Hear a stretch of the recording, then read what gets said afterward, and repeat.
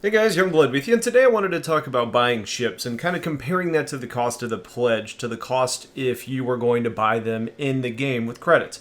Now, starting off, we know that ships are going to cost more in the game compared to the value of UEC to real world dollars.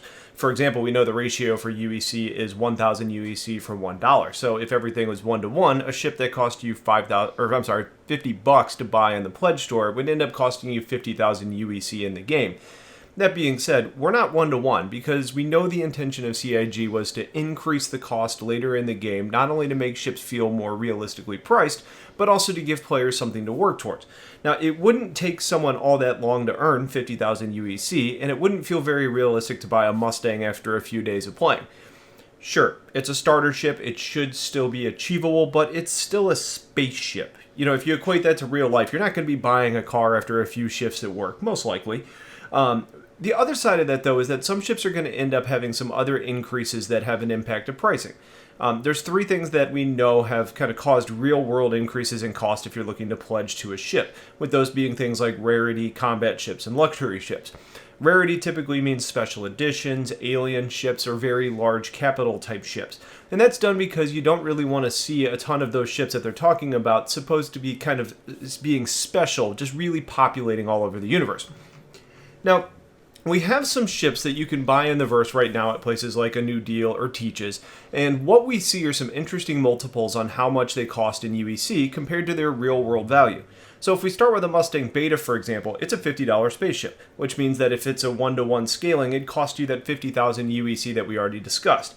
However, if you want to buy the ship in the verse, you're actually looking at a cost of almost 392,000 UEC, which comes out to be a multiple of 7.8 times more than that 50,000 expectation. Now, if we bump that up against another ship at the same price to review things, the 85X, which is also a $50 spaceship. Now, you would assume at a 1-to-1 that this would also be a 50,000 UEC ship, but in all actuality, it's actually 616,000 UEC, which is a multiple of 12.3 times. That's almost double what the Mustang Beta cost in the game. So, what's the reasoning here? Well, the Beta is an explorer ship with a living area. It's got a defined purpose in the verse, and overall, it's a more capable ship. On the other hand, you have what's kind of a glorified snubnose. Now, sure, the 85X is unique in that it has a quantum drive, but you can't log out with the lack of a bed. So I think what we're seeing here is a bit of that luxury tax coming into play. The 85X is an origin ship, so it's been determined that it's a more valuable brand than the relatively new consolidated Outlands. Now, if we look at two other ships that are in the same price to outright purchase on the store, being the Drake Buccaneer and the Hornet at F7C, both of those cost $110. The Buck comes in at 1.13 million UEC, and the Hornet is at 1.5 million UEC, meaning that there's a difference between those of 367,000 UEC. The Buck has a multiple of 10.3, and the Hornet is at 13.6. So what's causing that difference? You know, again, I think we can look at the brands as a likely topic because they're both combat ships, though one kind of focuses more on firepower and the other on durability. One's fast, one's a little bit more of a sluggish ship.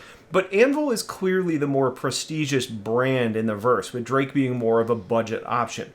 Maybe it's been decided that if you buy one new with cash that they're going to perform about the same, so real money's going to cost X, but over time the Anvil is going to be more reliable, so in UEC it's Y. I'm not really sure. That logic doesn't really make sense to me. Maybe even within combat class ships, though, there's other factors, like maybe having more armor makes it more expensive to maintain, or maybe it means that it's costing more materials to create, or eventually maybe better components with less failures, but it's a little odd to see the same pricing on the pledge store today between those ships. Another comparison of $100 ships would be the M50 to the Drake Cutlass Black. The M50 is from a luxury brand. It's a racer, which sometimes comes with a price hike, and is very focused on its role. The Cutlass is a workhorse with the ability to do a little bit of everything. It can be customized to a lot of different ends. This is where we see one of the bigger differences in multiple, with the M50 coming in at 700,000 UEC and the Black being 1.55 million UEC, which compares a multiple of 7 to 15.5. That is a massive difference. I agree with it, but it's a massive difference. I agree with it because the Black opens up so much more gameplay. It's a much larger ship, it has more components, and it affords more increased earning potential. The M50 gives you a fast and fun ship, basically a toy.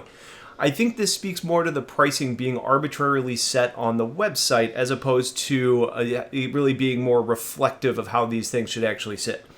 So to get an idea of how much this scale starts to climb, you can look at the Constellation Phoenix, which is a $350 ship that's being sold for over 6 million credits in the verse, which is an increase of 17.5 times, and the Hammerhead being a $725 ship being sold for about 21.5 million credits and a multiple of almost 30 times. The Phoenix is a multi-purpose rare luxury ship, so it kind of hits on a couple of the buckets there. And the Hammerhead is a relatively common capital-like ship, but it's still going to be rare compared to the others in the verse. It's combat-focused with a ton of weapons that are expensive, so you're paying for a few taxes there. It's going to be a ship that people are working towards for a long time, so I think that's where that multiple comes in, and I think that increase makes sense. But for how exactly that multiple is set, I don't know. My gut on a lot of this is that this is just their first effort in pricing. And there's probably more, well, there is going to be more ship purchasing coming in 3.6 that hopefully provides a little bit more clarity on where all of this ends up. It is interesting to note that while almost all purchasable options in the game right now are increased multiples in cost, there is the Cyclone, which is a $55 ground vehicle, which is actually being sold for 26,600 UEC, or basically the equivalent of $27 in credits. So it would maybe make better sense to actually buy the credits on the store instead of the Cyclone and then purchase the vehicle in-game, saving yourself some money.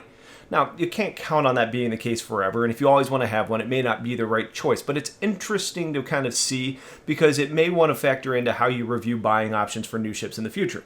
Long story short, it's something I'm just going to have to continue to monitor, and I'll make sure I continue to cover as we go forward because it has a potential impact to buying decisions and upkeep and a lot more once we see how the verse sees purchasing decisions and value in the game. So if you have questions on or thoughts on this, please share them in the comments, but that's going to be it for now. Appreciate you all watching. Stay tuned for more coming soon, and have yourselves a wonderful day. Take care.